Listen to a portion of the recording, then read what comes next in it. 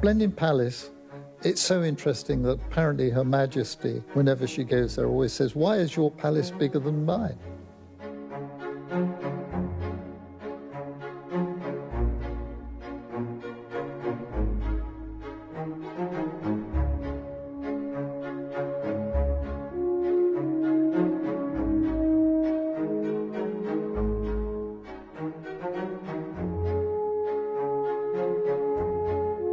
We're at a quintessentially British event, Sir James. What brings you here? But this is an amazing place. I've never been here before. I've obviously been to Blenheim, but not to the Salon Privé before. This is the Duke of Marlborough Award. So, Your Grace, would you like to present Ben with his award, please? Andrew, we're at the Salon Privé. What brings you here? We've been before, we've enjoyed it. I like cars. It's a nice setting. You know, it's just a nice thing to do. What's special about British cars, when they work, they have a personality, a character. What would you say is the defining qualities of being quintessentially British? Well, I think that we're very friendly people. I think we're very relaxed and creative and, I suppose, a little bit quirky. And you think of all of the incredible things that have come out of this country, from the Rolling Stones and the Beatles to Aston Martin. I mean, it's an absolutely fantastic mesclage of excitement and creativity, I think. Our feature documentary is called Quintessentially British. What does quintessentially British mean to you? Unique, I think, probably is the best way to describe it. It's very difficult to pin down what it means to be British. There is something about self-deprecation, something about attachment to history and tradition, quiet pride, being in a garden, a green space. I think of our British sense of humour is really what the British people turn to in times of trouble and what helps us get out of it. I think the way we speak, because we're full of irony, so ironic, and always saying things we don't quite mean. There's always, what did he mean when he said that? There's always that element. I love that. Politeness, kindness, stuck-upness. When American friends of mine come over here, they often say, oh, you know, the English are so friendly. And I think to myself, and I sometimes say to them, they're civil. They're not really necessarily friendly, but, you know, they're polite. In a way that, you know, in America, you go into a shop or the supermarket and, you know, they're all over you with this kind of, you know, bonhomie, which then is just switched off.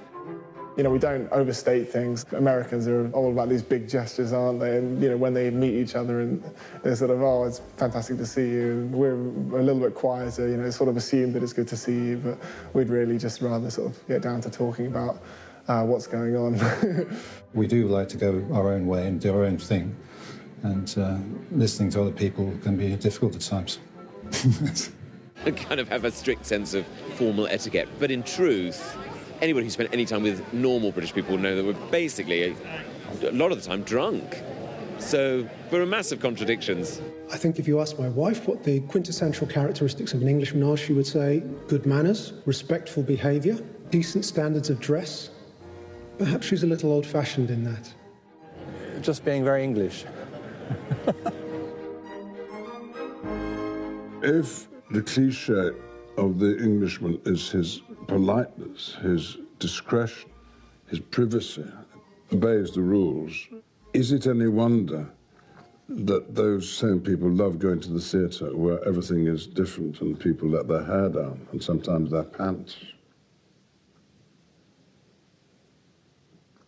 We love the theatre because so many of us are not theatrical in our lives.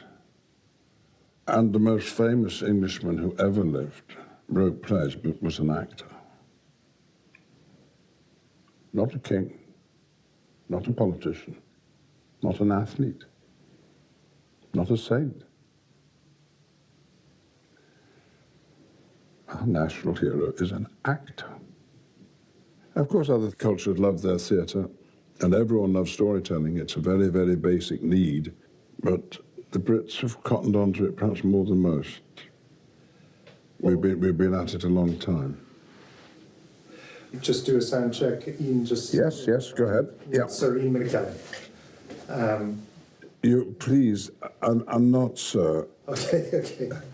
That's a title, it's not a name. Unless you're calling everybody else Mr.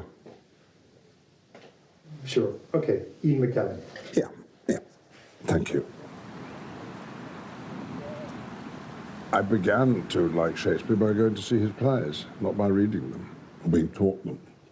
He knew, it seems better than any other writer who ever lived, the variety of human needs and passions, desires. That's the basis of it all, is the jealousy, the love, the hatred, the fear. Shakespeare, in one speech, tells you more about the life of a man from cradle to grave than 1,000 pages of someone else's writing could tell you. We love tales of horror and violence and murder and people doing terrible things to each other. And Shakespeare does them so brilliantly. He only invented one plot for himself in the whole of the 37 plays. That was the last play he wrote. All the others he pinched. What, from history books, from poetry books, from other people's plays. There was a Hamlet play before Shakespeare wrote his. We filmed Hamlet before we put it onto the stage, and when we were filming it, the Duke of Edinburgh died. The Duke of Edinburgh dying as we were filming a play about a royal family who lived in a castle. And here we were in the shadow of Windsor Castle. We were filming the castle. You know, the Queen losing her husband after so long. Here we are doing a story about a queen who loses her husband and marries her husband's brother. It's hard not to see what the connections are. Ian McKellen was wary of playing Hamlet because he's 80 and Hamlet's 20. But I thought he can respect the language and the poetry, but still make it his own and make it modern. Because whilst he's known now as Gandalf, he's still sort of known for being this great, great Shakespearean actor. Oh, we're living in an age when an 82-year-old man is pretending to be a 22-year-old boy. That specific man doing it, McKellen, here we are, it's live. Never forget, you can never forget when you're seeing a Shakespeare play that that's exactly what you're doing. You're seeing a play. Dame Judy! Dame Judy, to your left, please. Over here, please, Judy. We were filming with Sir Ian McKellen with Hamlet, and you, of course, played Ophelia in Hamlet, and Hamlet... And Gertrude. And Gertrude, and Ophelia... Not in the same production. Not in the same production. What is it about Shakespeare that is so quintessentially English and beloved around the world? I have two passions. One is Shakespeare, the other is trees. And I was brought up on Shakespeare as a little girl. Then my family used to quote it. Reams of it. I could do a whole play for you now. If you'd like The Dream or Twelfth Night, I could do all that. I could do a lot of Measure for Measure. I could do a bit of The Merchant of Venice. It's a good note to give to Tyro actors of Shakespeare is, you know Shakespeare was an Italian. Do we or not? Do we? That's the question. I mean, Italians, the cliche for us who are not Italians is that they never stop talking. You could say the same with the Irish. And talking very well. Good talk, not idle chatter.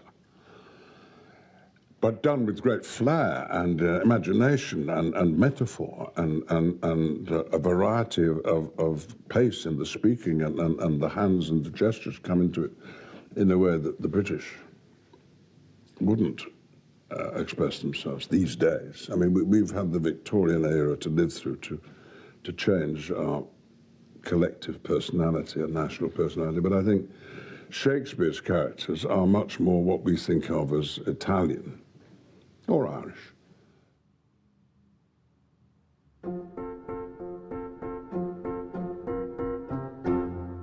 My world at the moment, we talk so much about the provenance of where your item is made. And I think what's so interesting about the Queen, but also the royal family at large, is they've always shopped that way. They've always supported the Savile Rows, the Henry Pools, Prince Charles gets his John Lobb shoes, the Duke of Edinburgh, a Lock and Co cap. And that's so important to them to support these brands and to give them their royal warrants. And I think it's often underestimated how important that is and how that keeps these businesses alive. I have to confess that I have never ever been able to afford to go to Savile Row to buy my clothes. But I think there is something about precision tailoring, genuine craftsmanship that is an important bit of British making tradition. The sartorial elegance, which is actually partly seen in Downton Abbey, is very British, whether it's through James Bond or the Savile Row tailors. I think the British are known for it, and it's trying to set a high bar. And in some ways, of course, that's what His Royal Highness Prince Philip set out to do. He always encouraged people to be the best, and that's where you should aim for. Not half tying a tie, but tying a tie really well, learning how to do something really well. You know, looking at someone's shoes, are they polished or not? And I still find I look at someone's shoes, just glancing down, just seeing whether they're polished or not. My husband gave our son a 21st birthday present of a suit from Savile Row. So it's that wonderful process of choosing the fabric, of deciding it, of getting measured, of getting adjusted. That whole process and journey is a delight to watch. There is no other street like Savile Row. Through the generations it's survived, and it's survived because of obviously the great houses and the names that have existed here on the row. We don't claim to be in fashion at any one time because fashion comes and goes. It's like the tide, it comes in and out. Bespoke is a tailoring term, and the young will always have a need to create things that are unique for them. Henry Poole really is the founding fathers of Savile Row and also the great inventors of the dinner suit, otherwise known as a tuxedo. It's a great honour to be at Henry Poole and being known for dressing some of the great names of the past, such as Vanderbilt, such as J.P. Morgan, such as Napoleon III, such as the Tsars of Russia, even the Emperor of Japan. Still today, these names stand. Winston Churchill was probably one of our great men that walked in here. And, of course, he came to us as a young, slim gentleman and got to meet my great-grandfather and my grandfather. And my grandfather remembered talking about his suits that came in for abundant alterational cleaning due to the cigar smoke. And he would always find little bits of ash and stubs inside pockets, which was very much his character. But he was apparently a wonderful man, even though he was quite moody at some points, you know, and we did have little tit-for-tats over bills that were eventually sorted. This is what we call measure books. So we would have measured Winston's father, and this is 1886 by the looks of it. Later on in life, Winston came to us in 1906, which is there, and that's some of his clothes that was made. You'll always meet customers and get to know them, which is the best part of the business. How would you like your pockets here? This is a big question here. Well, generally I don't use them. You know, I won't be putting any cigars in them, like Churchill. You should. I should. 4 working buttons on the cuff, so there's 4 working buttons here as well. Pleats or no pleats? That's a very good question. I mean, you're not strong on the thigh, so you don't need to have pleats. Right. Zip fly, button fly? A zip fly. I have to ask. Yeah. But most people don't zip. It's a single-breasted, button 2, notch lapel. So that's your plain weave with no colourway. That's your pinhead, showing the actual distances between the 2 colourways. And I probably would put it between those 2. So, Simon, I think executive decision. I think let's go for this. Yeah, I think that's a lovely one. It perfectly works well. It's smart casual, and dress it up, dress it down, and it also has a bit more character. It has a little bit more of the depth in the marbling effect with the pinhead, so it's a good choice. So when you mention Savile Row, I immediately think of the Beatles and their last live performance on the roof at number 3 Savile Row. Sadly, a bit before my time on the road, there's quite often tours that come. They will always stop outside at the Apple building before they come and stop here at number 10 Savile Row. We're very fortunate. We have quite an eclectic range of customers. Officers in the army to captains of industry, and we have been known to make the odd outfit for heads of state. Thankfully, I've still got my head. Prince William and Prince Harry did their year at Sandhurst, and whilst they were training there, we were asked to make their initial uniforms. We received a great accolade in the fact that their first official portrait was of them wearing their uniforms made by Dejan Skinner. When Prince Harry married, we were approached and asked if we would make the frock coat uniform for the Blues and Royals, which was his mother regiment. Other than the people that were measuring and doing the fitting, no one actually knew who we were making it for. We're going to be making you a sports coat, but a sports coat with a difference. This jacket here is what we call the Bentley coat. We've utilised the Bentley stitching that is seen on every car steering wheel, and I understand that it takes 50 man-hours to make a Bentley steering wheel, which is, funny enough, the same period of time that it takes us to make a two-piece suit, 50 to 60 man-hours. The buttons are an engraved Bentley wheel nut that would have been on all of the original Bentleys. Get the rubber hammer out, bang it, untwist it, wheel comes off. A bit like Formula One, but not as quick as Formula One these days.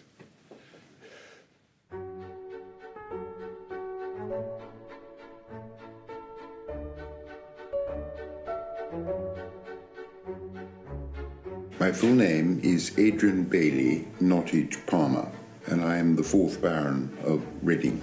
And I'm terribly fortunate that I'm able to wear quite a lot of my father's clothes, and indeed my grandfather's clothes. When I got married, I actually wore my grandfather's tailcoat, which was made in Savile Row in 1921. Huntley & Palmers was founded by Thomas Huntley. The Palmers and the Huntleys were in fact related.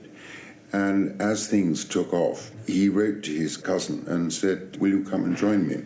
Huntley and Palmer had a royal warrant from every royal family in the world.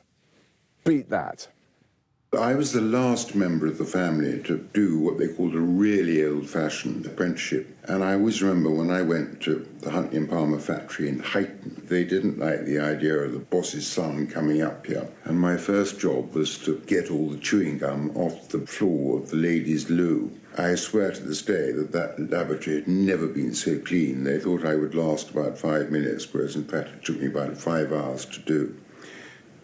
I think I'm very fortunate because I've had my biscuit life and then I've had my farming life. I was 39 when I inherited the title from my uncle. I always slightly assumed that I would have inherited the title from my father, but sadly he died before he was 71. I nearly always actually have a bite to eat at lunchtime in the staff restaurant, where the food is frightfully good and quite a bit cheaper than upstairs.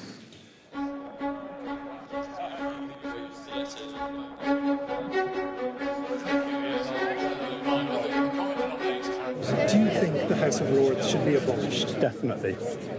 The House of Commons, I think, is the most incredible institution on the planet. The Lords? Anything hereditary without actually doing it yourself and achieving it yourself shouldn't be around. I don't see why, you should get there through birth. I think that's just ridiculous. It's a bit outdated, if you will. So I've had the House of Lords be called the most expensive daycare facility for the elderly, with their subsidised meals paid by the taxpayer, but that's all okay. I mean, we have the House of Commons, right? I thought we were just going to talk about some gardens here. I haven't studied it in great depth, to be honest, but it probably could do with a bit of modernisation. But I quite like the decor, so don't modernise that. I'm quite keen on the House of Lords. People want to abolish it, but basically it could be renamed a House of Experts. Somebody once said to my children's mother that I speak on every subject. That is not true. If, for example, there was a big division on a health bill amendment, I probably wouldn't vote unless I'd spoken to somebody who had health knowledge. In the 30 years that you've been here, what are you most proud of? Being able to participate, particularly on amendments to various bills, being able to change the course of history. I think you famously described Manderson, your home, as it had 109 rooms, but how many rooms too many? 100. Yeah, it's so funny. The first thing you get given when you come here is a clothes peg, and then if you're lucky, a locker, and then even luckier still, a desk. And I've actually kept my great-grandfather's nameplate, which I'm very proud of. This is a World Heritage Site. This is an important building. This is a working museum. It is the People's Parliament. It is for the future of this country. And I believe in this building. I believe in the fabric of this building. And I believe in democracy. And this is the home of democracy. Which is the Commons, which is the Lords? Well, the good thing is we always know if you're at this end of the building, everything's green. If you go to the other end, it's red. So we have that bit in the middle of no man's land. Do I look in envy to the Lords? I've got to say, it might be a little bit grander. It might have a little bit more gold gilding than we have. But the reality is, we are the elected house. We are the democratic house. This is supremacy when it comes between the two houses. Democracy is never perfect. We will all find fault. But if you're going to find one democracy that people want to copy, it's this one. And can I stand by what I represent here? Absolutely. Am I proud of Westminster democracy? Yes, of course. And I'm so pleased there are so many parliaments around the world that's based on this democracy. And that matters to me. And it matters the role that we played around the world in ensuring democracy comes first. And the Westminster model, I think, by far, yes, I'm going to say, it's the best model that we've got. Part of my family is not only my wife, daughter, and the grandchildren, but it's also the pets, isn't it? You know, Boris the parrot thinks he's a politician. He loves coming to Parliament. He shouts, order, order, lock the doors. Betty, a Patterdale Terrier who wants to keep charge of everything. And of course, I've got Maggie the tortoise. Why is she called Maggie? She's not for turning and she's got a hard shell. So of course, as you realise, all the pets are named after politicians. They all are part of the family. They play the role. And quite rightly, they don't miss out either.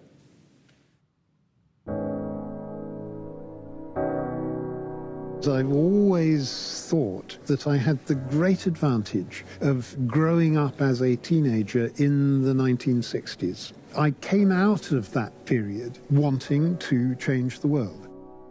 And I decided that democracy was the way to achieve change. I wanted to come to Cambridge, so I applied.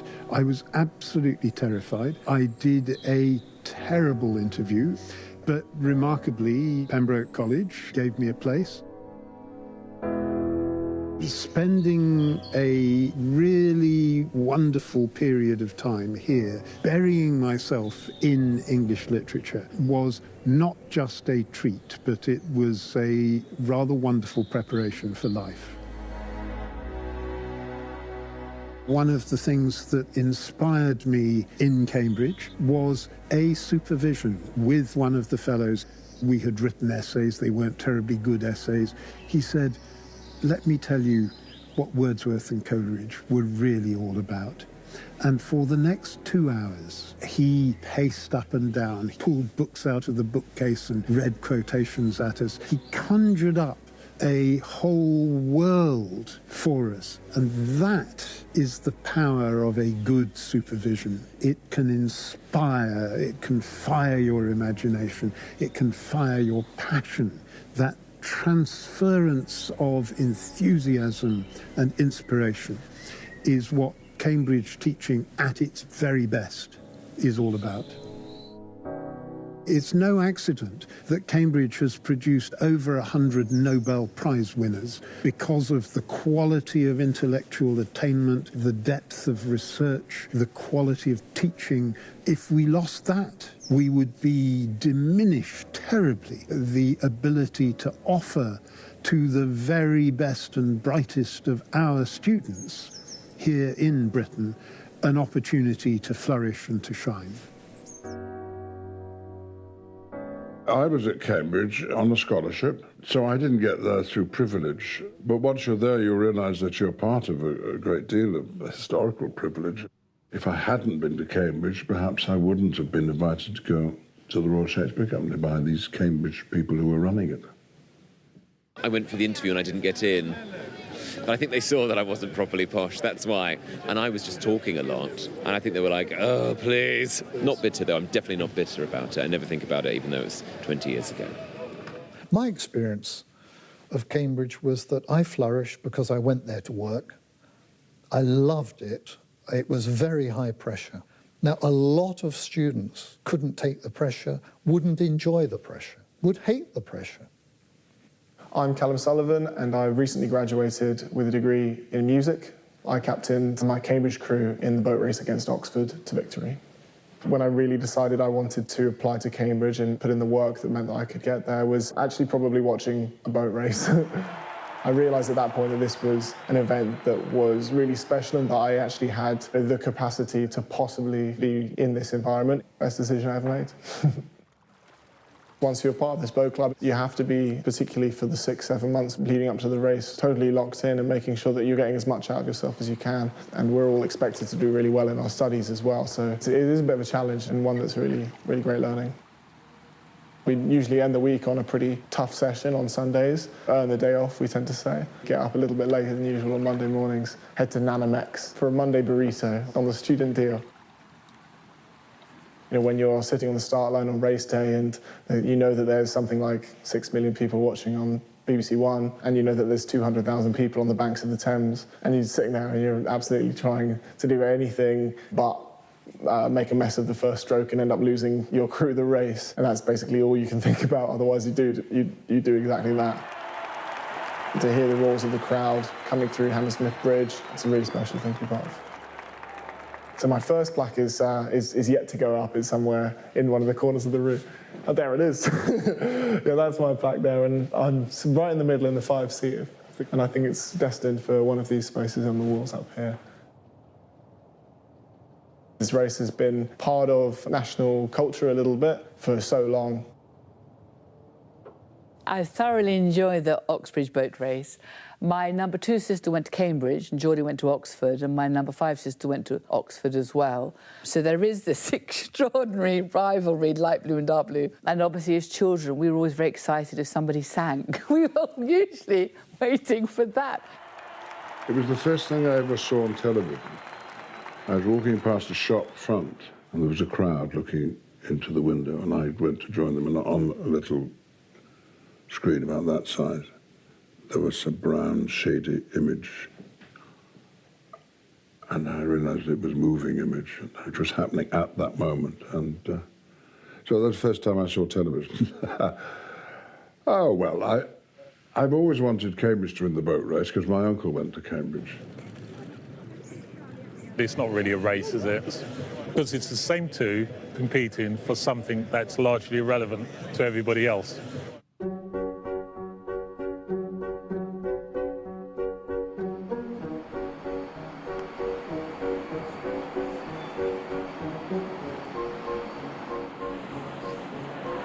Cricket originated in England, originated in the countryside.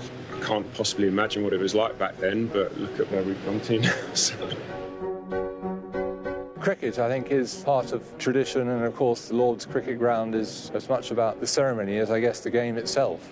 You've got Lord's cricket ground, regarded as the home of cricket, and it's still only colonial countries who predominantly play cricket, which says everything about the game. Cricket is essentially a quintessentially English pastime. There's very few games where you can play for 5 days, go home, do anything you like in between, and at the end of 5 days have a draw, and everyone be relatively happy with that result.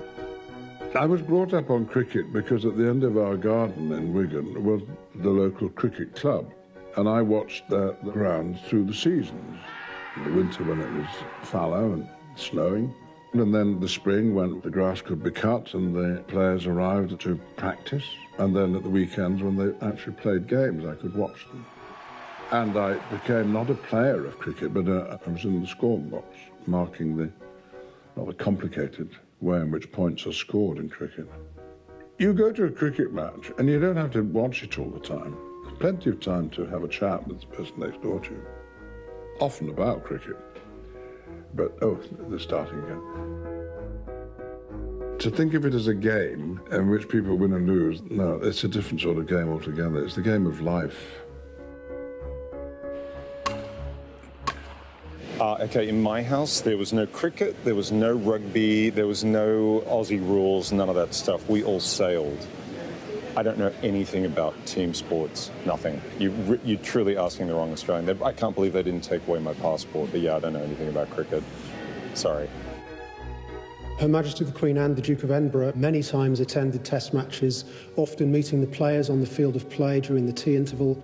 Only on one occasion has the Queen actually stayed for lunch, however. That was during a test match against Australia. Her favourite tipple, Dubonnet, was not present. So a member of the kitchen staff had to be dispatched to find an off-licence somewhere in St John's Wood or Maida Vale, which had a bottle of Dubonnet in stock, and then had to dash back to the ground in time to serve the Queen her favourite aperitif before lunch. Just one of the little extra measures that we take to ensure our special guests are well looked after at this ground.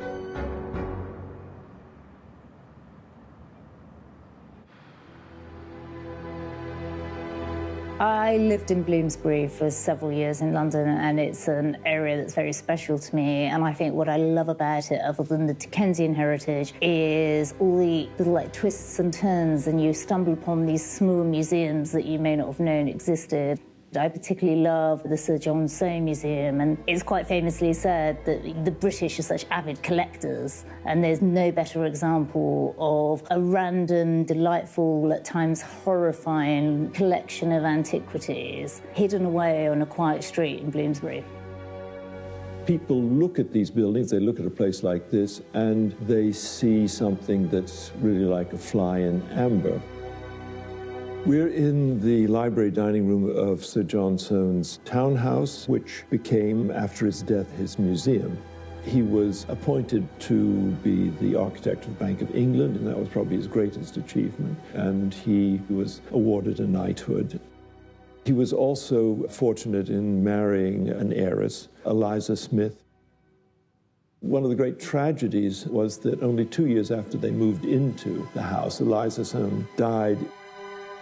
Soane was disconsolate. The tomb he designed a few months after her death, and it was a remarkable departure from contemporary tombs. Giles Gilbert Scott must have looked at it, and being intimate with the house and the collections, it would have come to him as an edicule which offers shelter for communication.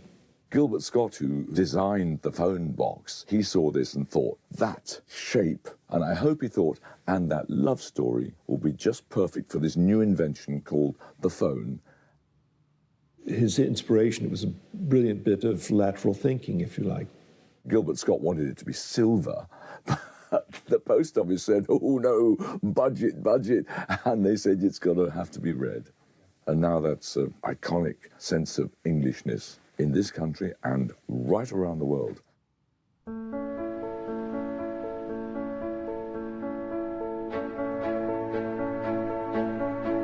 So we're here today at Henry Poole. At this stage, we've done now the pattern.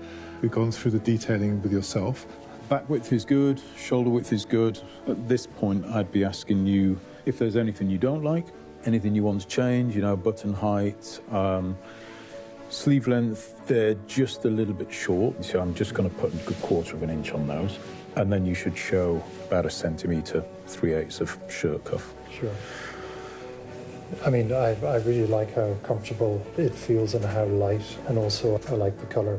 Obviously, it's a little bit livelier than a plain navy, but without being overly flashy. You know, if you had a real electric blue suit, then, you know, how many times are you going to wear it before you get bored, or people say, here he comes in his electric blue suit again?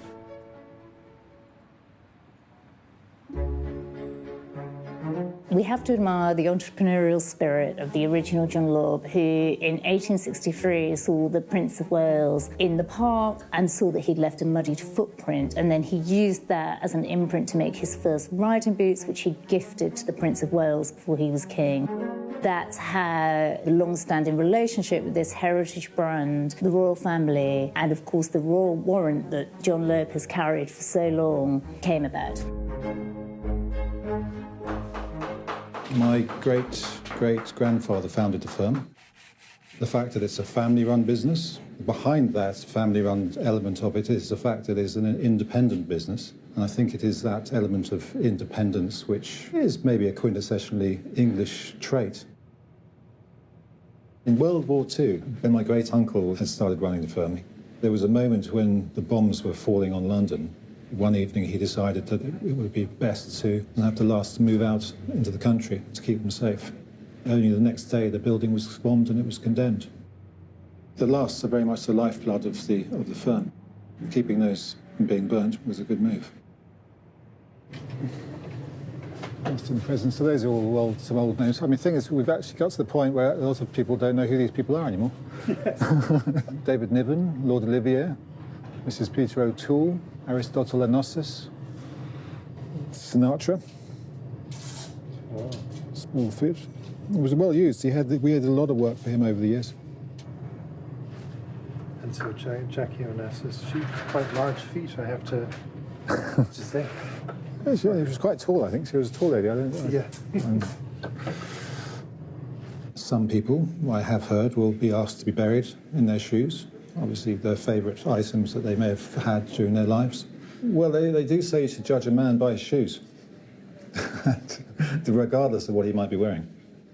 This is what we're faced with, which is this blue suit, which you're having made by Simon.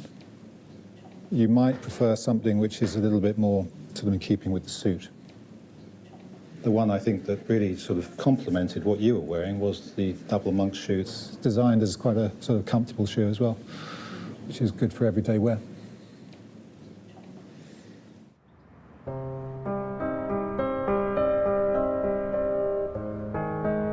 British weather is, for me, perfect. It changes every day. You never get bored. It's reliable in its unreliability. The best cab service in the world is the London taxi driver, right or wrong? Definitely, Fred. Just our origin, it's been going so long, it's an icon. It's like a red bus or a telephone box. Come to London, you ride in a black cab. If I got into the back of your cab and said, take me to the umbrella shop.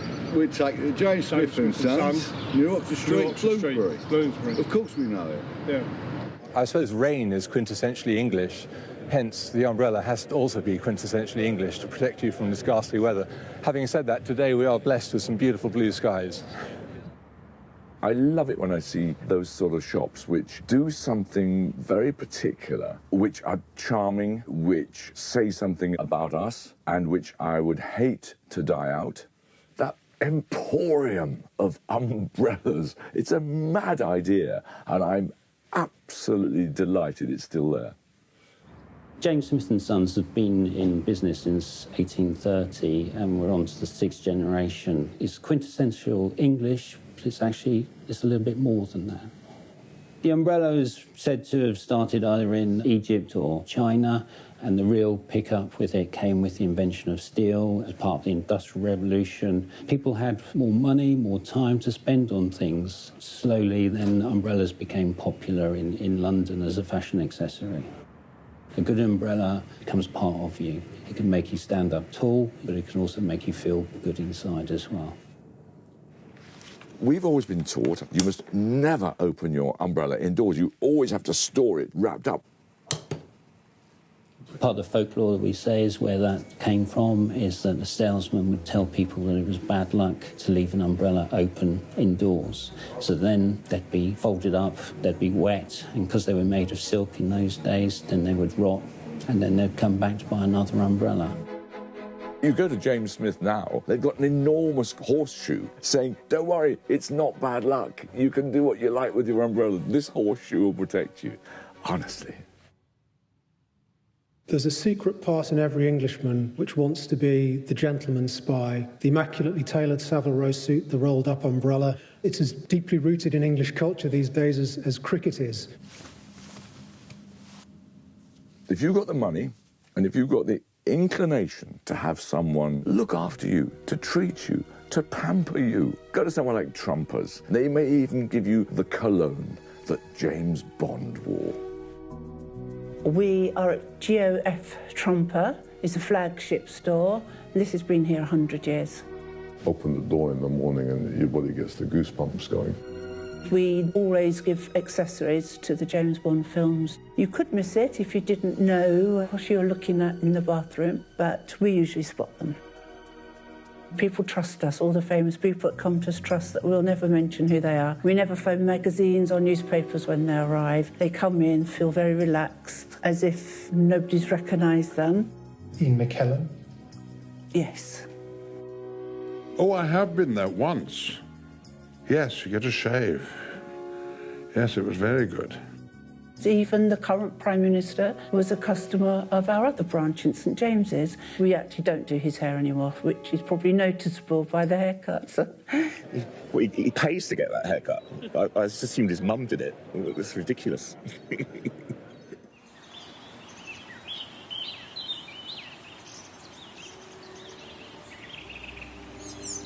I love looking at gardens, sitting in gardens, walking through gardens. I am hopeless at being a gardener. Sir Edmund Loder, that classic example of an English eccentric, having that sort of passion, that drive to build a garden on such a grand scale, a great deal of it by his own hand. Leonardslee is often referred to as one of the most important woodland gardens in England. A lot of the English garden design was taking influence from Europe. After the English landscape movement and the woodland garden explosion, suddenly English gardens were influencing Europe. And apparently Hitler had his eye on Leonardslee as his new home. The great English film Black Narcissus was shot here. Sir Edmund created a landscape which could pass for the Himalayas, certainly with the rhododendrons and azaleas.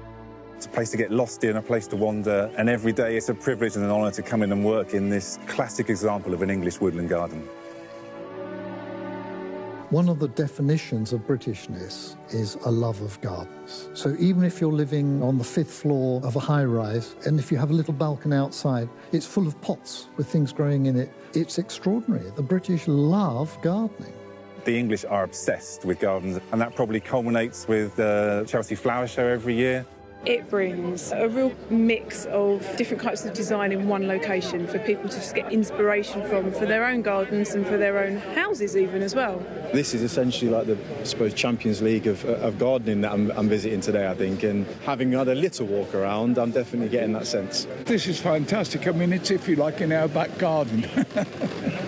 Chelsea is the quintessential British occasion. It is.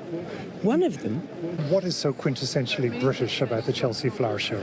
That we're here in this weather with no coats and nothing else on. And it's fun. And it's fun. You get the chance to put a pretty frock on and see beautiful things and chat to lovely people. And we are a royal borough because Queen Victoria, on her deathbed, decreed that the borough she was born in should become a royal borough. So that's why we're the royal borough of Kensington and Chelsea. And later on this afternoon, we'll be welcoming some of the royal families, some of the people that live in our boroughs. So all comes together on RHS Chelsea Flower Show.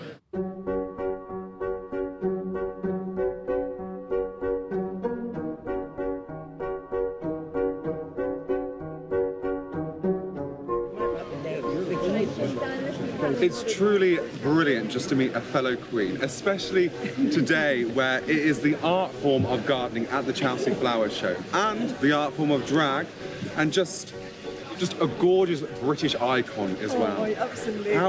What a pleasure it is to meet Judi Dench. Oh, brilliant.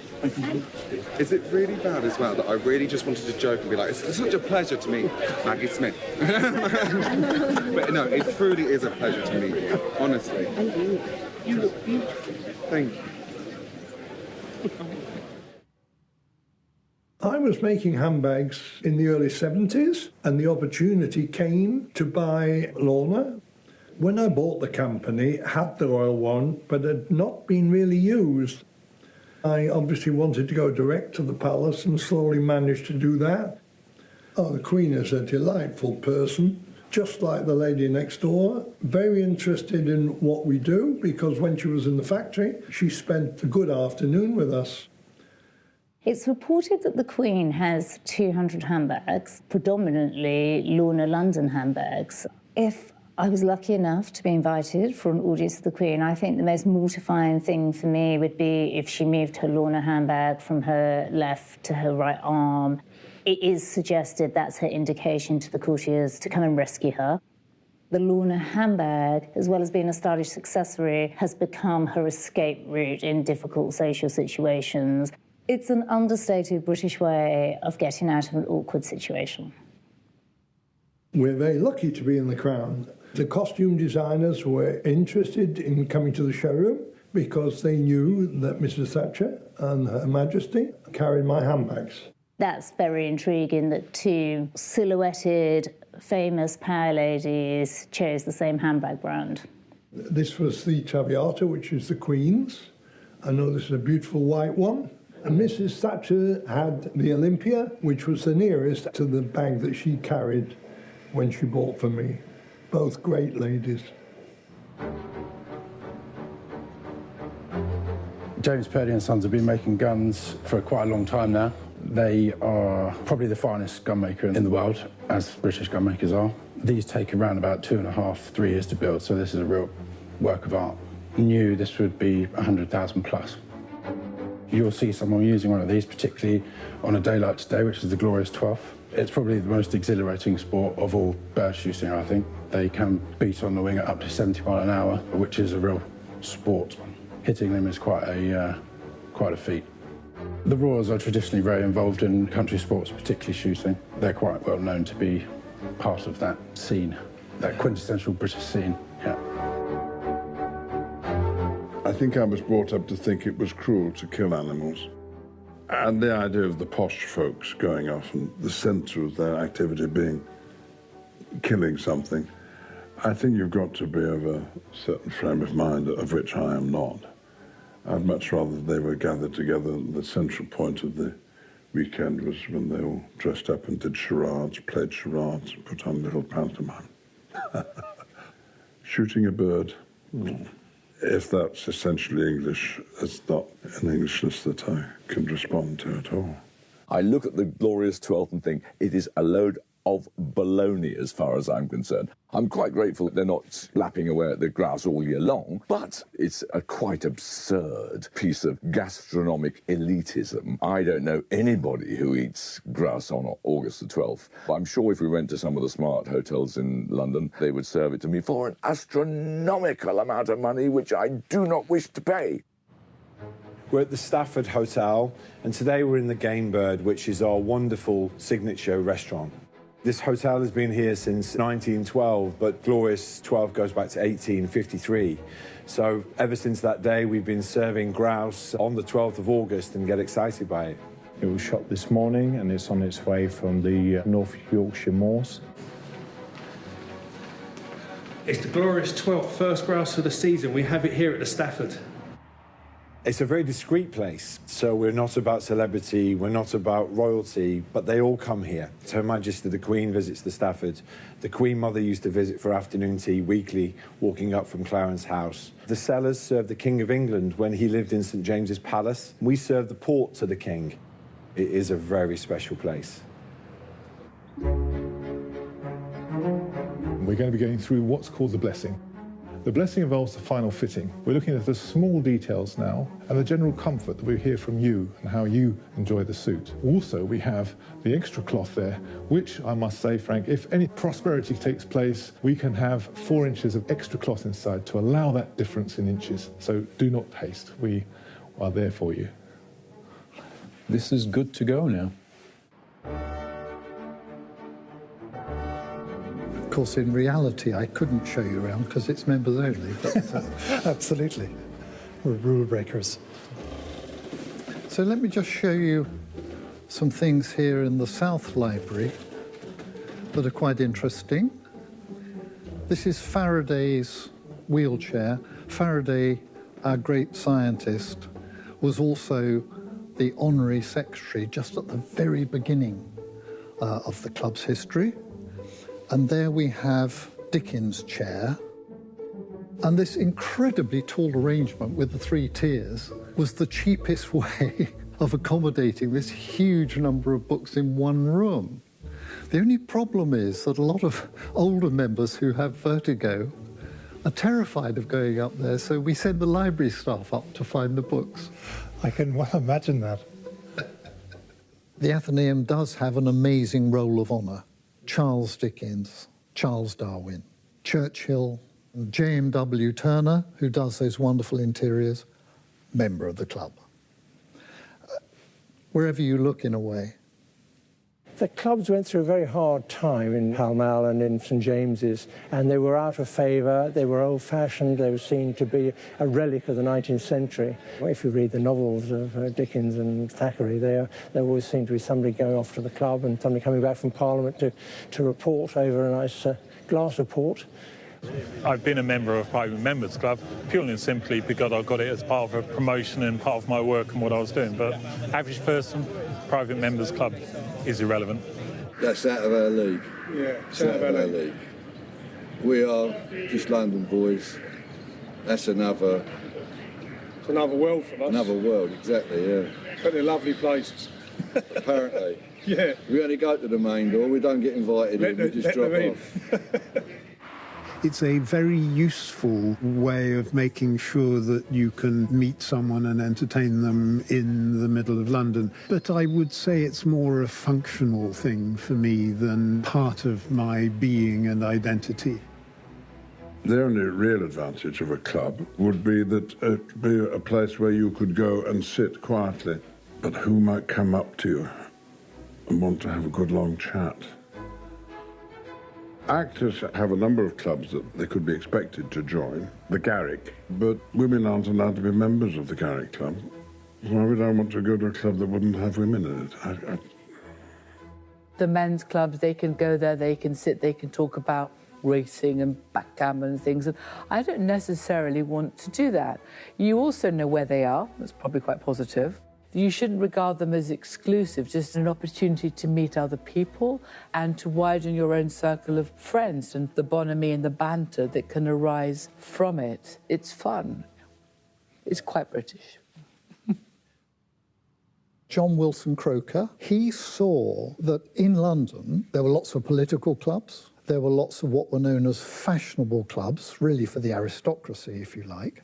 But what was needed, perhaps, was a club for writers and artists and scientists, which would not be about politics and would not be about class. The club built this Grecian temple, and under the auspices of Athena and that sense of classical wisdom, the scientists, artists, writers, judges, cabinet ministers, bishops, whatever their views, they could get along together. A place at the Athenaeum was like gold. This is a very British institution, which suits me very well. It reflects aspects of Britain and its history that I warm to, you know, inclusiveness, liberalism, and conservatism.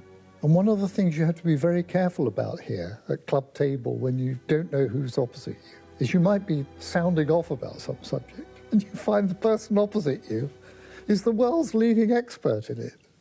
So you tend to find people around here are quite cautious to check on who's present. That's happened to me. Terrifying. In terms of the membership of this club, what I've tracked is the story of Britain, because Britain has become much more dominated by the middle class than by the upper class. You're aware of class, as Shaw said, when an Englishman opens his mouth, people judge him. The Americans are quite good at class, actually, particularly among the upper echelons. But the British have been very class conscious, and some still are. But I think there's been a big change there. Has the class system changed so sufficiently that we're able to move forward? It probably has, because probably there's more people from various backgrounds making vast amounts of money. I suppose that's the new class system now in our country, isn't it? People who have money and people who don't have money.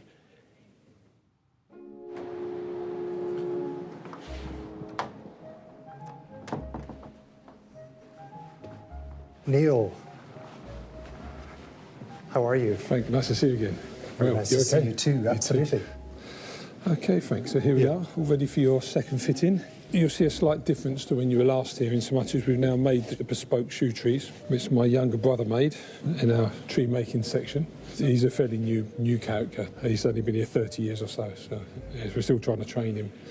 He's a lifer. He's a lifer. Yeah. For sure, but most of us are. So, but yeah, so the trees are also bespoke. And we're left with this beautifully varnished shoe tree, which is an exact replica of your foot also. So it's got the correct width and contours that your foot has, so this shoe will never shrink back. You'll always maintain that size and shape, which is very important for the longevity of the shoe. The Double Monk is a shoe that's been part of the firm's history since it was created by my grandfather. It has a sort of timeless quality to it. So you've got the oak bark sole, hammered and shaped to your last and hand stitched onto the welt. The heel was built up with, there's no block heel, this is individual layers of leather.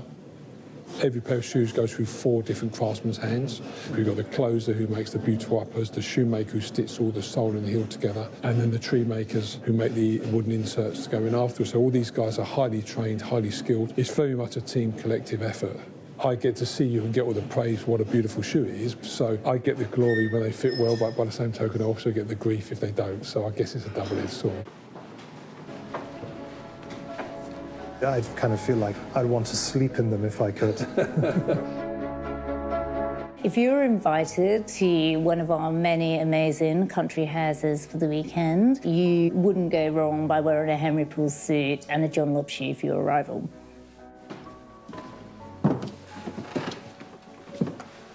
I'm sure you recognise this room. Oh, wow. I do, the library. Well, there aren't many portraits in it. There's one there of the first Earl of Carnarvon. Obviously, Geordie and I have got to number 8. What's quite special about Highclere is there has been an estate here, a home here, if you like, for at least 1,200 years. So one of the most special things about this building Heritage Gardens home is the longevity, I think, the idea that you have this great perspective looking backwards, a sense of an anchor, perhaps a sense of reassurance in quite a changeable world. We've been here a while. In 1922, Lord Carnarvon and Highclere Castle were front-page news around the world. Against all the odds, Lord Carnarvon and Howard Carter, 2 maverick Englishmen, discovered the steps, the 22 steps which led down to the tomb of Tutankhamun. That glint of gold, that glimpse back into a pharaonic world 3,500 years old, captured the whole world's imagination. What a story to have at Highclere Castle. My father-in-law had always told me the story, at the end of World War II, he and some of his army friends, with Princess Elizabeth and Princess Margaret, ran round the streets of London and did the conga and just celebrated the end of World War II. And they were all standing outside the black gates of Buckingham Palace, my father-in-law with Princess Elizabeth and Margaret, shouting up to the King and Queen, "Long live the King and Queen." They'd always remained friends and shared a love of racing, so he was her racing manager, but her racing friend above all. Geordie, my husband, and I took over the castle after his father had sadly died. His parents had never lived in it. It reminds you that a home is about welcoming friends to the door. Julie and Emma Fellows were good friends, and I thought it'd be fun, and I love putting together weekend house parties. It was where this house started in Victorian times. So Julian Fellows said that he wrote Downton with Highclere in mind. None of us dreamt or guessed how successful Downton Abbey would be, how we'd all fall in love with the different characters, whether it was Bates or Anne or Lady Mary. It's really Julian Fellows' excellent writing, and I guess the way Maggie Smith delivers all her lines so perfectly. It's just making people happy. That's all Highclere wants to do. Hats have almost disappeared. Ties have almost disappeared. Well, we'll be naked next, I should think. Locks date back to 1676. We're the oldest hat shop in the world, and one of the oldest still family-owned businesses in the world as well.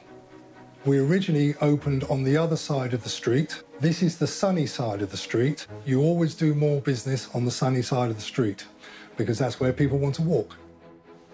My great, however many great-grandfathers it is, was a gentleman called James Benning, and he is famous as he is the original Mad Hatter that Lewis Carroll based the character on in Alice in Wonderland. So I am a direct descendant of the original Mad Hatter. I'm very proud of that.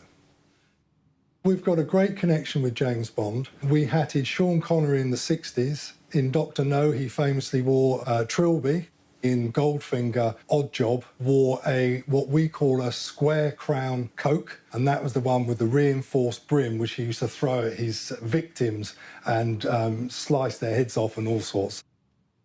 Famously, the square crown coke was also worn by Winston Churchill. We were very proud that Winston Churchill was a big customer of ours before and during and after the war.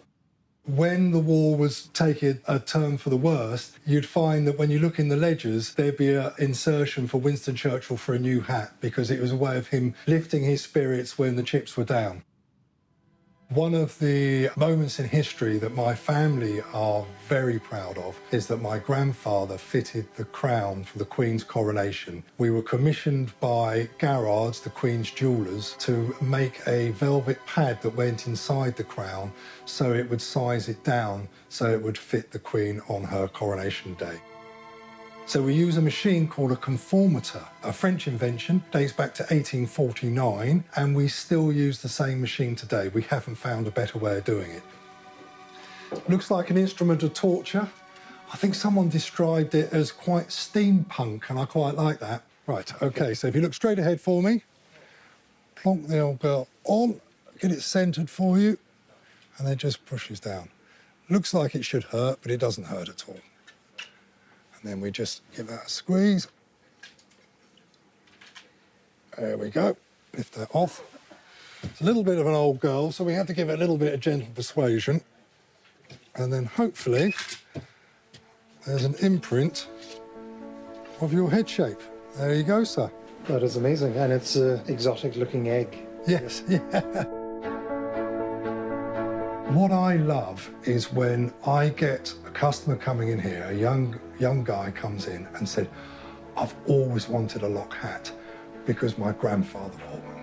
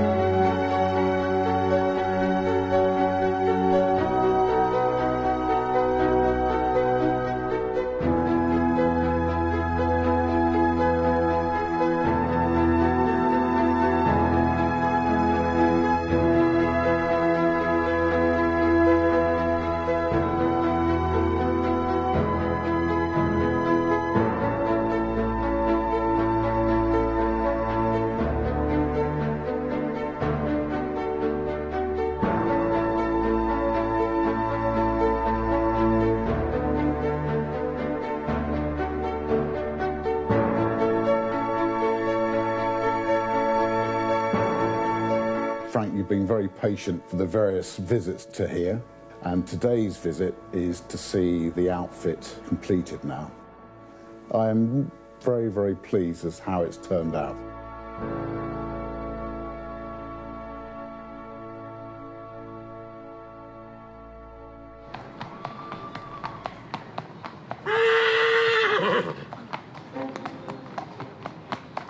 My son, being a racehorse trainer, I mean, he's had as many as over 100 horses in training at any one time. And quite how he manages to know which horse to run in which race, in which country, I don't know. And of course, a lot of the staff here follow Hugo. Quite often I'm stopped in the pasture. Hello, my lord, I'm £100 better off than when I last saw you. Chase has been and won by the favourite, Chantry House. Trained by Nicky Henderson, written by Nico de Boinville. We're here at Sandown Park, a quintessential British racecourse. We try and come as much as we can. We absolutely love horses. We have a share in a couple of horses as well, so it's our favourite place to be. And Sandown Park has always been a favourite racecourse of the royal family. Indeed, the Queen Mother used to say it was her favourite racecourse. And Nicky Henderson, who trains for the Queen, is here today. I know people don't like 2-horse races. I love them. I prefer 1-horse races. Concord used to come over 5 to 11 every morning. You could set your clock by it. Right, we're going again. I'm Nicky Henderson, a racehorse trainer. I was always equestrian-minded, if you like, even from school days. And at Eton in those days, racing was about the biggest crime. To be caught on a racecourse was a heinous crime. Well, I was very lucky, actually, because the Queen Mother's horses came here, and we had some wonderful times. I mean, she was a spectacular lady. I think she really enjoyed the people that were involved in racing. Racing's full of characters, some good, some bad, mostly good. The Queen took over the Queen Mother's horses and all the mares that were breeding. She adored the horses and she'd love to come down and see them, and it's lovely that she takes such an interest in it all. And as you know, racing is probably her #1 relaxation, hobby, passion. Both the Queen Mother and the Queen, they're A, very knowledgeable, but B, terribly easy to work with and talk to about something that we both love. The Gold Cup, the Champion Hurdle, the Champion Chase. They are the pinnacle, the Oscar, if you like, of the racing world. Over the years, there have been some good days, and I suppose these are the special ones because these are Bobsworth and Long Run's Gold Cups. 2012 was a particularly good Cheltenham Festival. Horses' feet vary in size quite considerably. And as you can see, there are big ones and there are little ones. This is actually a youngster of Her Majesty's called Rapid Flight. They're all homebred. And he's a street horse. He won the other day, and he's due to run again this weekend. He doesn't eat the door, but he's just he's a nice youngster. His life's in front of him, so who knows? And what is the breakfast of champions? Well, this morning, what he's actually had to eat. Yes. He's had a bowl of nuts. He's had some hay. He's been out. He's been actually jumping this morning. Oh, it's so beautiful. It's a Rapid Flight. He's called Rapid Flight. So lids up. I don't know how rapid he is, but he won the other day, and I hope he'll win again this weekend.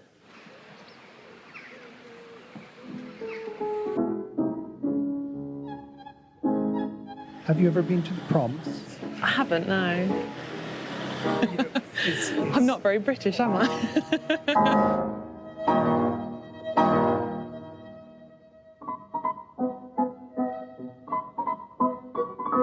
Could I tempt you with a programme, sir? Oh, my goodness me, yes, of course. Yes, it's £5 and it goes to support our charities. And we've just surpassed £1 million raised for charity. I'm Susie Gregson, founder and chief executive of Proms at St Jude's.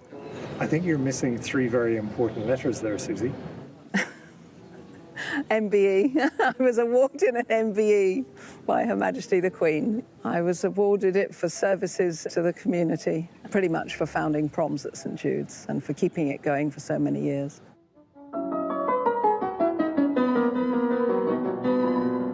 Proms was set up almost 30 years ago. I don't think any of us anticipated that it would last as long as it did and be as much loved as it is. By pulling together, we become a community. And over the years, we've consistently raised money for good causes. It's almost entirely run by volunteers of all ages. Proms isn't a new concept. It started, I think, in the mid-18th century, and it started with pleasure gardens where people could stroll around while musicians played.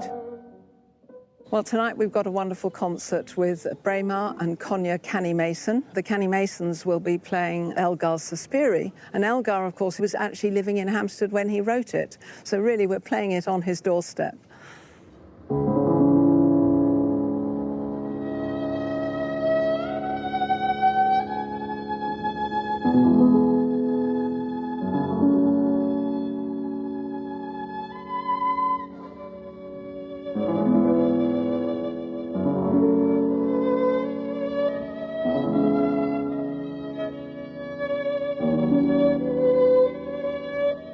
was special to play a piece in Hampstead knowing that it was written so close to where we were performing.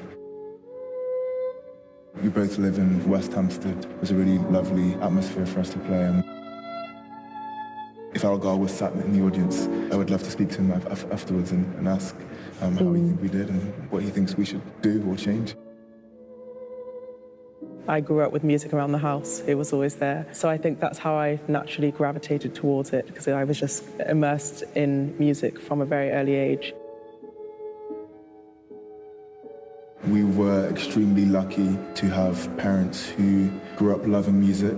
They really believed that it was an essential part of the education, and we've just been really, really lucky to have had incredible opportunities and an amazing support network.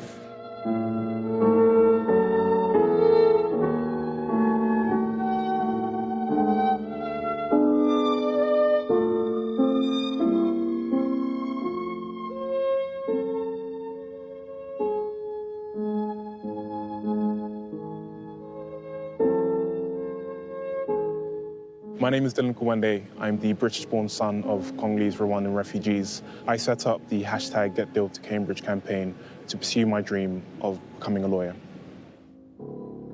So my dad received an offer to study at Cambridge University, but he couldn't take up the place because he didn't have the funding. Back in the 90s, my parents migrated to the UK during a time of chaos and disorder. They always dreamed of a better future for myself and my 4 siblings. So when they came over here, the aspiration was that we would all benefit society, and that has helped me to forge my own path. And despite the financial hurdles of studying law at Cambridge University, I've been able to pursue my dream. Lots of people will recognize my campaign, my hashtag Get Built to Cambridge campaign. An arduous effort, but definitely worth it. And I wouldn't have had all of these resources if not for the people who believed in me. It's been an amazing journey, an amazing experience.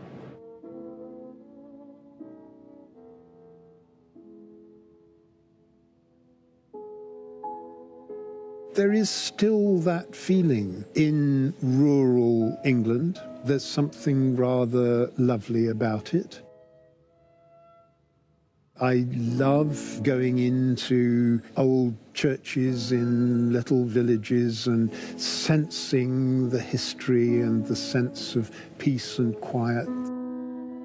I love going to Grantchester and having cream tea in the orchard tea rooms. Is that the whole of modern Britain? No, of course not. But it's part of the whole. Chocolate box, Christmas card, the village. I'm not a village, I'm a provincial urban lad. So I get much more sentimental by the paintings of L.S. Lowry. Lowry painted the now demolished cityscapes of the north, the mean little houses and streets and the big overpowering factories and churches, smoke in the air, damp, dirty. Well, the north was a bit like that when I was growing up, and I can get sentimental about that rather than anything down at Grantchester, all those posh people. You know, the mountains of the Lake District, the mountains of the Highlands of Scotland, they are some of the oldest land masses in the world. The Himalayas, the tall mountains these days, are new. They've just arrived. The Pennines have been here since time immemorial, and I get sentimental about that. If I'm trying to think what it is to be British, is to have lived in the variable landscapes, which people down south here on this little island, people who live in London, they don't know about mountains. There aren't any mountains here. There are a few hills. No mountains.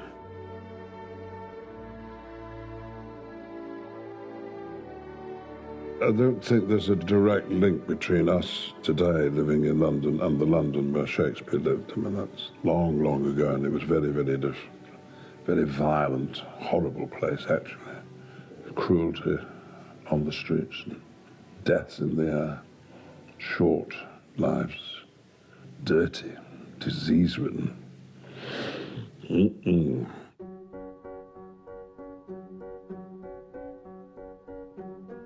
You're at Beaconscott Model Village, the oldest model village in the world.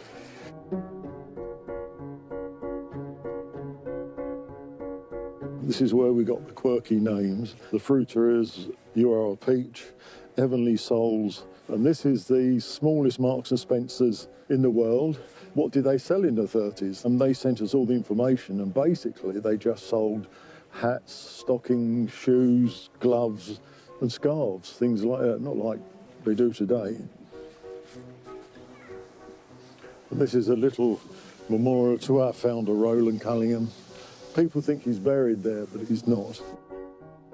Why do you think the 1930s was chosen as the period? I think it was the time was just about right, because I think after that, everything sort of changed. I think we got it just right. So it was almost like an idyllic, quintessentially British time. Oh, I think so. No doubt about that, yeah. Yeah, it was. It was.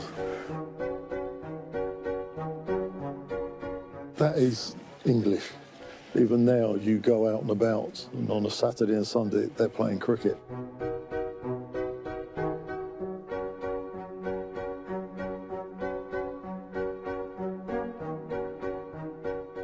One thing we can't get to scale are the fish. These are enormous mutant whales in scale, so yeah.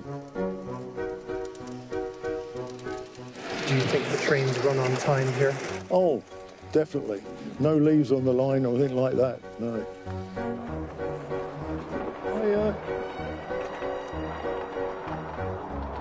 Why are Pixar movies so successful? Because Pixar works for kids and it works for adults. Maybe that's the secret success formula for Beaconscott. Yeah, I think it is, yeah. You come as a child, you bring your children, you then bring the grandchildren, and it starts all over again. And you've got Ascot Racecourse, as it was in the 1930s. One of our model makers who got the MBE, he went up to meet the Queen. He actually spoke to the Queen for, it seemed a lot longer than everyone else, because she said, oh, I came such and such a year, and he said, excuse me, Mum, you came in whatever, and they chatted, you know. If it'd been anyone else, it'd been off with his head, you know. Her Majesty came with Queen Mary in 34 and 39. The royal family has decided that it will define itself through its theatrical presentation of itself. And a parade, a royal parade, is something quite remarkable, and it's very British. This is the first time we've had an opportunity to celebrate a platinum jubilee. The first time in all our history somebody should be on the throne for 70 years. How fantastic is that? Without a doubt, over the last few years, the most extraordinary person, not just who is British, is, of course, Her Majesty the Queen. What an amazing woman. Well, she means the glue that holds the nation together, because if you look back, she's been one of the most effective and best monarchs we've ever had. The Queen means everything. She's iconic. She is an incredible role model. She's been a fantastic public servant. The sport of kings, it has to be renamed the sport of queens. She's a star. Like, you know, Queen is someone everyone has to look up to. Well, I love the Queen. We'll raise a glass to the Queen. Without the Queen being here, this country wouldn't be what it is. Exactly. But the royal family, aren't they German in origin? We don't.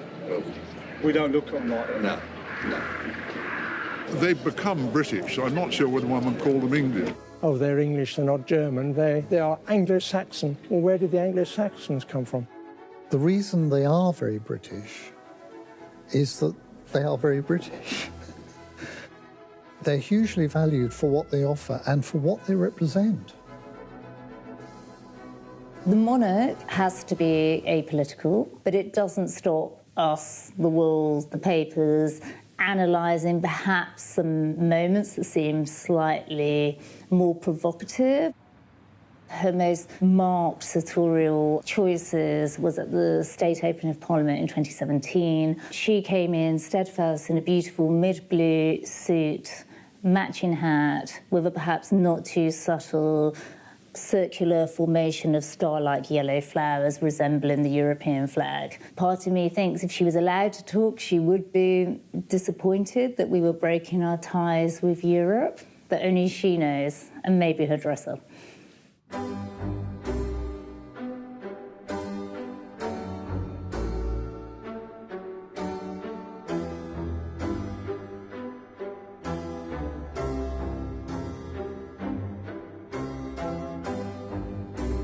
I was 20 years old. I remember all the people in the street, myself included, to see the car and the Queen. Everybody was amazed by that. That was an amazing day. So you saw the Queen go by in her Absolutely. limousine. Were there George's crosses on the streets then? That's a good question. I don't remember that. As a country, we're pretty good at friendly appropriation of other people's property. I mean, St. George, I don't think St. George was actually an Englishman. I don't know too much about him. I'm pretty sure he is a saint, the personification of Britain. So, yeah. The Genoese in the north of Italy, their state flag was the white and red flag that we know as the English flag. From a footballer perspective, you know, we look at that flag with real pride and as something to fight for and as something that we want to kind of take across and do the best we could. So I always had a lot of love and pride towards St. George's Cross. I'm very pleased to have a conversation with you guys because you asked me a good question. Why there are very little Italian flag here and there is also a St. George flag? St. George flag was adopted in Genoa immediately after the First Crusade. The King of England decided to ask the permission to the Genoa Republic to use the Genoa flag in order to be safe cruising in the Mediterranean area. Our so-called English flag, we were actually shelling out the readies year by year saying, hello, Genoa, sorry, we owe you a bit of money for our national flag. Here you are, darling. I was not able to understand why, but they stopped in 1599. Our king or queen said, I think we've had enough of paying out for this Genoese flag, and I like the flag, let's keep it. So this is really our flag. We wrote down a letter to the Queen, to Buckingham Palace. We received a very good letter back from Buckingham Palace. I'm very proud of that, saying big thanks. Maybe one day, with all the money coming from the flag, we may reconstruct the Republic of Genoa. That could be a good idea. Don't say it because this is illegal, so I'm not going to say that, okay? We need to have a conversation about the St. George flag. We love it, and I'm sure you guys love too. We can decide that April 23rd, we should have a celebration all together. People from England and people from Genoa. I, before starting this documentary, thought that the St. George's flag is a quintessentially English flag. But filming this documentary, we discovered that English stole it from the Italians, from the Genoese. Well, to be honest, it doesn't really surprise me.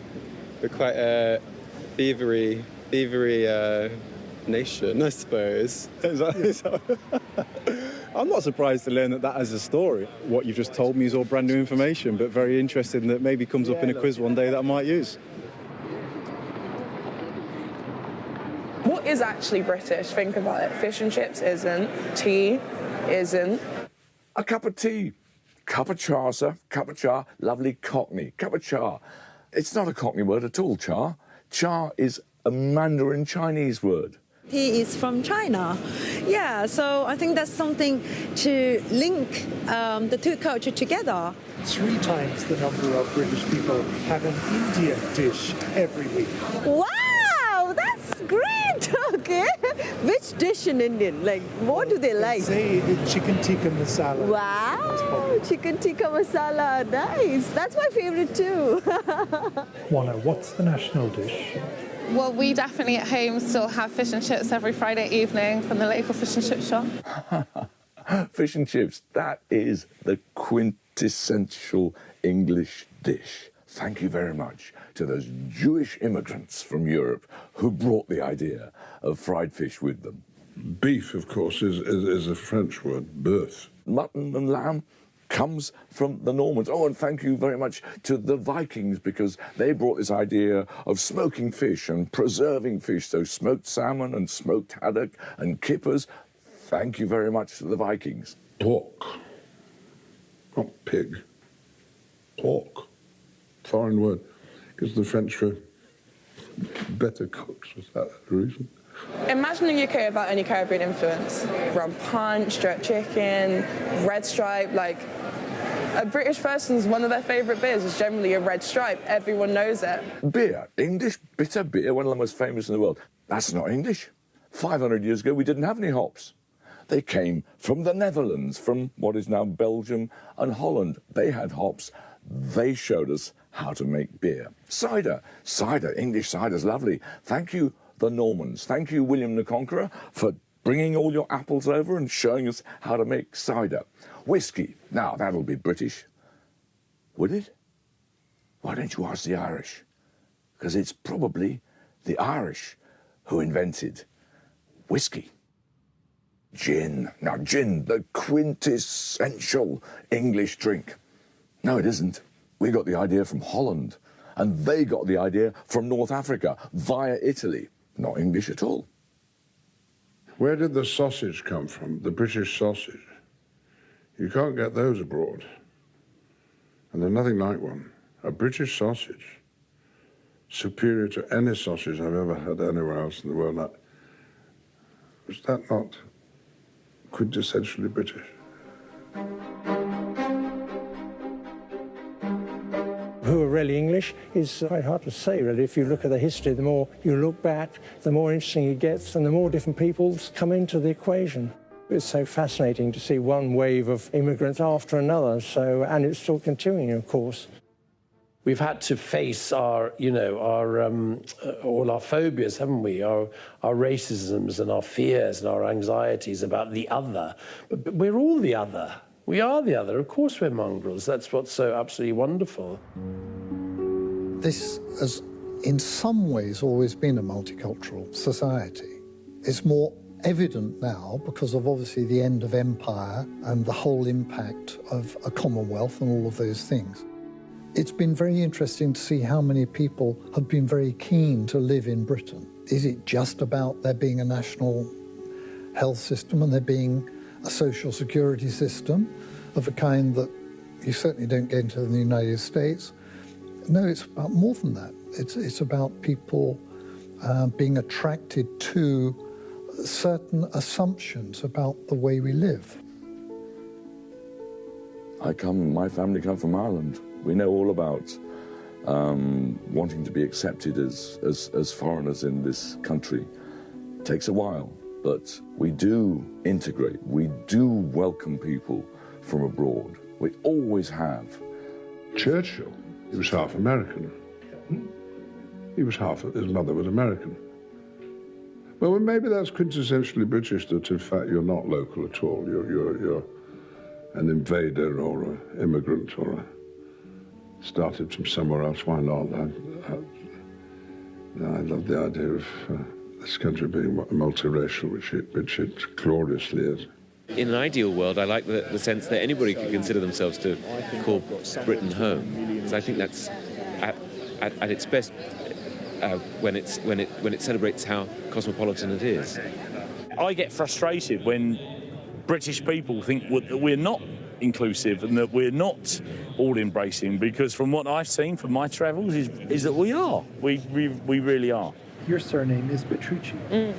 Is that an English surname? It's Italian, Sicilian, my granddad. Lorna is a truly British company, and I'm very proud of the fact because, of course, my background was originally from Germany. Jakob Deger came over from Germany in 1855. My great-great-grandfather was also a tailor in London. His son and Mr. Deger's, or now it's pronounced Deege, their two sons got on very well, so they actually started up on their own. Culturally, I think because of the richness of people's experiences from the Caribbean, from India, from Africa, from Europe, obviously makes it far richer. There is really something for everyone.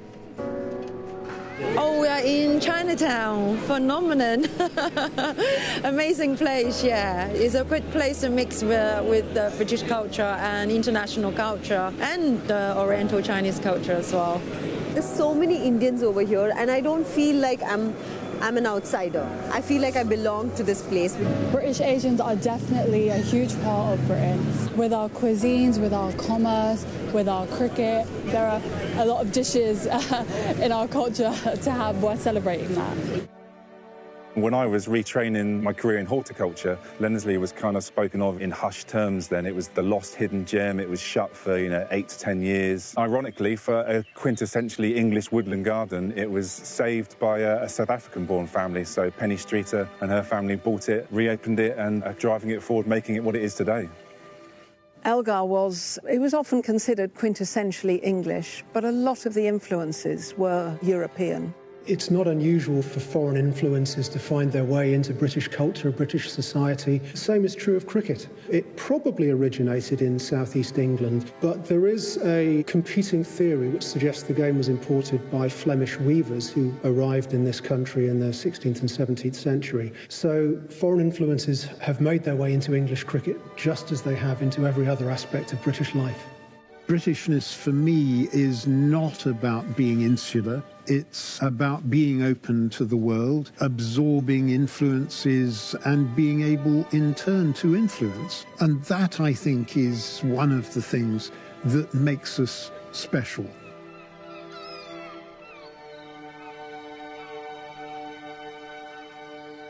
Britain, 300 years old. England, 1100 years old. They're very different things historically. They often say about England that it's really the history of the shires that is our sort of back in the mist of time is where we come from, as it were. It's very interesting that the British are often called the English, which extremely annoys members of the other nations. Now, where I come from is extremely English. On all sides of my family, English. You have Irish ancestry as well. I do. Do you consider yourself quintessentially English or British? It's very interesting you should ask that. As I've just done that programme, who do you think you are? So there is a huge slice of me that is Irish. And I was born in England. And then there's a lot of something elsewhere as well. I can't say anymore. I'm like a kind of fruitcake. Yes, and I discovered when I did the same programme that I had quite a recent relative who was a professional actor. I could feel myself to be a Kiwi, having worked there for quite a lot. Sean, born and bred in Swansea in South Wales and lived in London most of his life, still feels he's abroad when he's in London. I think I've brought my Welshness with me throughout my whole life everywhere I've been. But I've lived in South Africa, I've lived in America, I've lived in England, so I've lived all over the world. And if you ask me in 10 years, I'll probably be clearer. But at the moment, I'm certainly feeling very Welsh, yeah. Blood-wise, I'm half Irish, so I feel like I'm a bit of everything. But I guess I quite enjoy playing up to being a little bit of a stereotype of somebody who's English, but and sort of sounding posh, but I'm not really posh either. I just happen to have a posh voice, but my parents are from southeast London, so they talk like that. So I don't know what I am, but I quite enjoy playing a bit of a character. And if I'm really feeling it, I like to pretend I'm in Downton Abbey. That's usually when I'm at home. Oh, quintessentially British, I think, yes. Yeah, I'd like to think. I think British is probably how I would identify myself with, purely and simply because of the diverse nature of where I'm from. My dad's from Jamaica, my mum's from England and Wales, and I think to encapsulate as many of the islands as I possibly can and areas, then within to myself, that's how I'd probably call myself British over just English. English, yeah. Why? I don't really know, to be honest. British is a bit, maybe sensitive at the moment. English. English. And why so decisively? Why? Because that's our origin. We are English. Yep, definitely. I feel I completely identify as a very British person. Yeah, I'm very much a proud Brit, absolutely. I'm from Monmouthshire, the border of Wales, so I think I always sounded very English to the Welsh people and very Welsh to the English people, so I think I've always had a slightly mongrelized accent. So you're not born British, you have it thrust upon you. I would consider myself English, though my parents were both from Glasgow. Yes, I think I do consider myself quintessentially English. I would consider myself British. The connotations of being considered English are fairly negative, I still feel. I am English, I am British, I am Congolese, I'm Rwandan, I'm a Christian, I'm black. you know, I'm happy to wear that complexity with pride. When people ask me where I'm from, I say I'm from the Caribbean. Because, like, I am, and I'm very proud to be from the Caribbean. I am English, and proudly English, and I am Irish, and proudly Irish. Quintessentially British. I've never thought of myself as English. I think we're a generation that have grown up being Brits rather than English, in a way. If not more, European. I am English. I was born in England, but I also consider myself British. And to be honest, in the current political climate, I consider myself European as well. I'm not allowed to say I consider myself European. Delete that bit from the... I consider myself British. I'm Lancashire all the way through. I'm Chorley all the way through. We've got great sport, we've got great food, Morecambe Bay shrimps, berry black pudding, Until mint balls from Wigan. With all this coming out of Lancashire, with so much to offer. So what do I call myself? A Lancastrian. Proud to be a Lancastrian, proud of my accent, proud of the north of England. And of course, yes, I'm English, but I'm British as well. And I represent a parliament that covers the United Kingdom. And that matters to me. So of course, yes, I am British, I am English, but I'm a true Lancastrian. I was born in England. I have a deep attachment to England, but I want to be part of an internationalist future, not an English past. I spent a lot of my school days and university time being taught that nationalism had been a very bad, narrow thing, which was now extinct. And yet we now see a new brand of narrow Englishness that I think is terribly sad. And I think it should be possible both to celebrate a, yes, quintessentially British or quintessentially English occasion like this, without wanting to take the whole country into standing on the white cliffs of Dover, giving two fingers to Johnny Foreigner. Okay?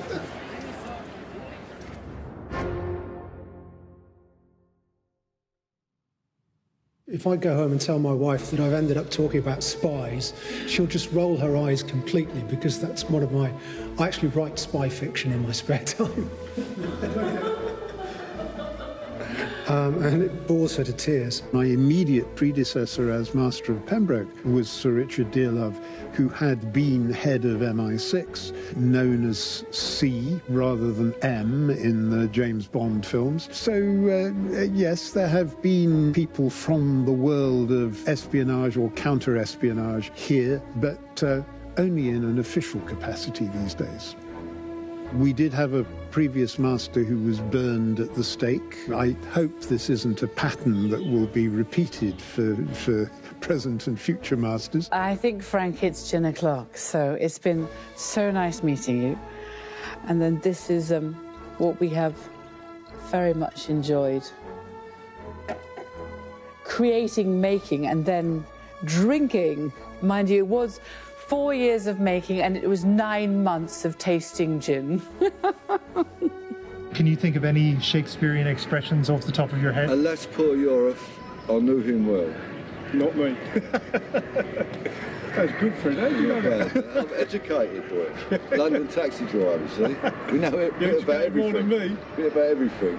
I like to use therein lies the rub when I'm often making a joke about something where, you know, it just maybe doesn't work properly or whatever. It's not a big deal. It's like, therein lies the rub. But of course, you know, when it was used in the play originally, it was for a very tragic situation, you know, probably something life and death. It usually is in Shakespeare. To be or not to be, that is the question. Wherefore art thou, Romeo? She who doth protest, you know, that sometimes gets said in a bit of a joking way when you're like, well, I'm really not bothered about this, but, you know. Personally, I didn't like Shakespeare. You know, the British have Shakespeare and us Chinese have Confucius.